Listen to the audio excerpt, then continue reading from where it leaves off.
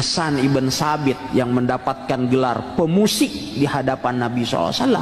Ini kesalahan yang sangat fatal dan harus diluruskan.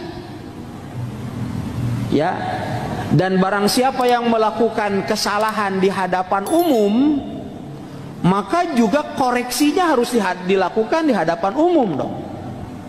Dan itu adalah konsekuensi ya.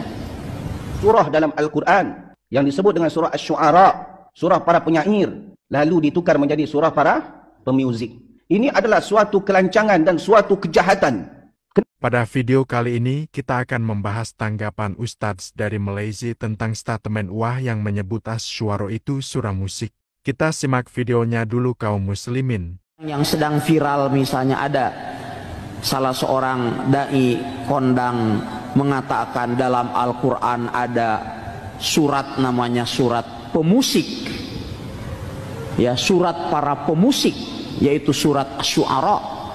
Dan di zaman Nabi SAW juga ada seorang sahabat, ya, yaitu Hasan ibn Sabit yang mendapatkan gelar pemusik di hadapan Nabi SAW. Ini kesalahan yang sangat fatal dan harus diluruskan. Ya, dan barang siapa yang melakukan kesalahan di hadapan umum, maka juga koreksinya harus dilakukan di hadapan umum dong. Dan itu adalah konsekuensi ya. Ya, konsekuensi dari seorang alim tatkala terjadi kekeliruan, hatta itu adalah sabkul lisan, hatta itu adalah merupakan silap lisan, ya tetap harus dibenarkan. Kalau dia silap lisan, dia harus segera melakukan apa? Koreksi. Betul kata beliau kaum muslimin, dai itu kalau berceramah harus paham konsekuensinya. Dan jika ia menyebarkan kesalahannya ini di sosial media, maka koreksinya juga di sosial media. Kita lanjut videonya. Ini bahaya sekali loh kalau seandainya ada orang mengatakan Hasan bin Sabit itu seorang pemusik atau pemusik di hadapan Nabi. Ya, ini adalah sebuah celaan terhadap Hasan ibn Sabit radhiyallahu ta'ala anhu dan menuduhnya sebagai pemusik. Kemudian berikutnya juga adalah celaan bagi Nabi SAW. Bagaimana mungkin Nabi SAW yang telah mengharamkan musik, juga Nabi SAW membiarkan adanya praktek musik di hadapan Nabi SAW. Ya, dan demikian pula ini penamaan surat Asy-Syu'ara dengan surat para pemusik. Ini tidak ada dikatakan oleh mufassir manapun. Para ahli tafsir dari sejak Abdullah bin Abbas, dari sejak Abdullah ibn Mas'ud radhiyallahu ta'ala anhu. Betul kata beliau, menafsirkan Asy-Syu'ara sebagai surah pemusik ini dan menyebut Hasan bin Sabit sebagai pemusik di sisi Nabi ini pemikiran yang baru ada di zaman sekarang. Kita lanjut kaum muslimin. Abdullah ibn Mas'ud yang bersumpah dengan menyebut nama Allah Subhanahu wa ta'ala ketika menafsirkan surat Luqman. Surat Luqman ayat yang ke-6, wa minan nasi may yashtari lahwal hadits liyudilla an-nas an sabilillah.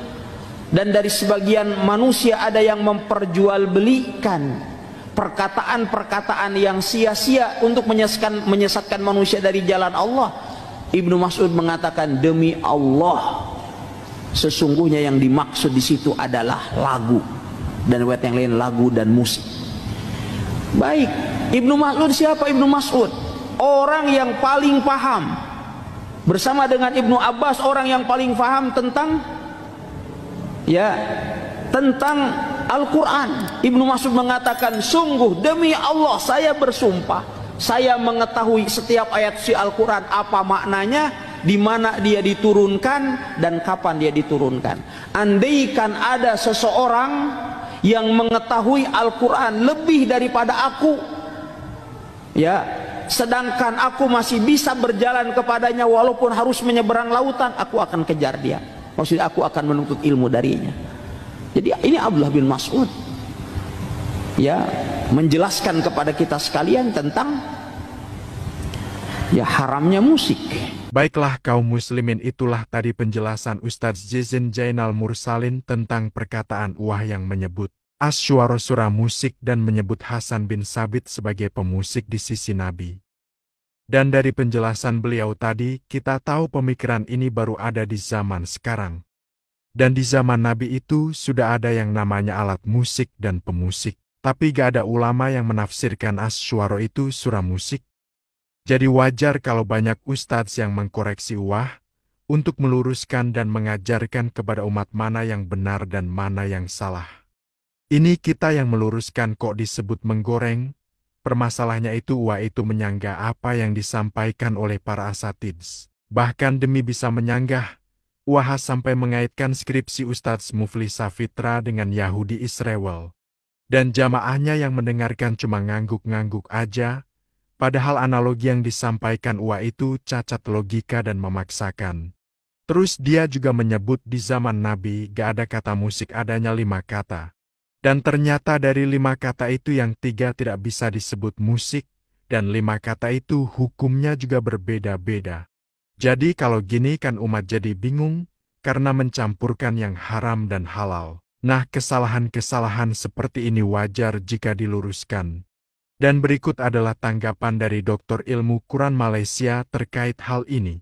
Tak boleh memberikan nama-nama kepada Al-Quran dengan nama-nama yang tak ada dalil, bahkan nama-nama yang direka-reka sendiri. Kerana ada kepentingan-kepentingan tertentu. Dan akhir-akhir ini viral, di mana salah satu surah dalam Al-Quran yang disebut dengan surah Asy-Syu'ara, surah para penyair, lalu ditukar menjadi surah para pemuzik. Ini adalah suatu kelancangan dan suatu kejahatan. Kenapa saya katakan kejahatan? Kerana kata Nabi SAW, "Man qala fil Qur'an bighairi ilmin falyatabawwa maq'adahu minan nar." Siapa yang bercakap tentang Al-Quran, menetapkan sesuatu tentang Al-Quran tanpa ilmu ni bukan hanya kejahilan. Dia tahu tapi dia pesongkan. Maka orang seperti ini cepat-cepat bertaubat kepada Allah, kalau tak falyatabawa maq'adahu minan nar, siapkan tempatnya di neraka Allah. Dan ini juga yang pernah dibuat oleh orang-orang yang Allah laknat. Siapa dia? Puak Yahudi. Orang Yahudi, salah satu sebab Allah laknat mereka kerana mereka menggelincirkan umat manusia ketika itu dengan bermain lidah. Nah, kaum muslimin, dari penjelasan beliau, kita tahu apa yang disampaikan ini bukan kesalahan kecil dan hal yang remeh. Dan semoga kita jangan sampai seperti ahli kitab yang mengotak-atik kitab mereka. Karena orang Nasrani itu merubah ayat dalam kitab mereka untuk menghalalkan yang haram. Dan di sini saya juga sampaikan untuk tidak saling menghujat tapi saling menasihati dan meluruskan. Yang terakhir, semoga kita semua ditunjuki dan istiqomah di jalan sunnah. Maaf jika ada salah kata. Wallahu a'lam bishawab. Wassalamualaikum warahmatullahi wabarakatuh.